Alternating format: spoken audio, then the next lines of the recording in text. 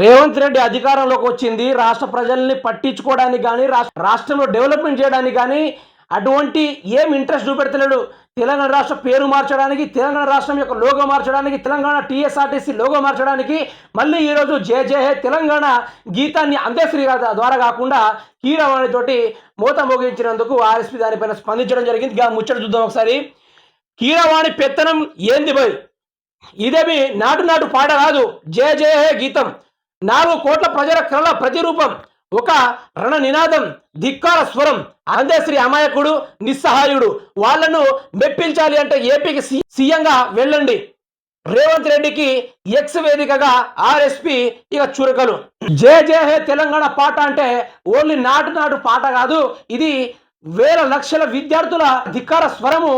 ఈ స్వరాన్ని ఈరోజు నాటు నాటు పాట పాడిన కీరవాణిని తీసుకొచ్చి జయ జయ హే తెలంగాణ అంటే ఆ నాడి యొక్క ఆ ఘనత, ఆ యొక్క ధిక్కార స్వరం అనేది అందులో ఏది రాదు.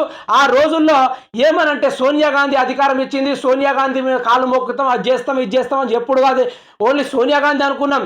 ఈరోజు రాష్ట్ర గీతాన్ని రచించిన రాష్ట్ర గేయాన్ని పాడిన అందేశ్రీని దూరం పెట్టేసి ఆయనని మెప్పించాల్సి పోయి, ఆయనని అక్కడ చేర్చుకుని పాటను పాడించాల్సింది పోయి, ఈరోజు కీరవాణిని దగ్గర చేర్చి జయ జయ హే తెలంగాణ అనే పాటని ఈరోజు పాడించడానికి అయితే ప్రయత్నం చేస్తున్నారు. మరి అదేమైనా సినిమా పాటలా లేకుంటే అదేమైనా జానపద గీతమా అని ఆర్ఎస్పీ అయితే ఫైర్ అవ్వడం జరిగింది. మీరే చెప్పండి ప్రజలారా, తెలంగాణ గీతం అనేది ఎవరు రాస్తే రాలేదు.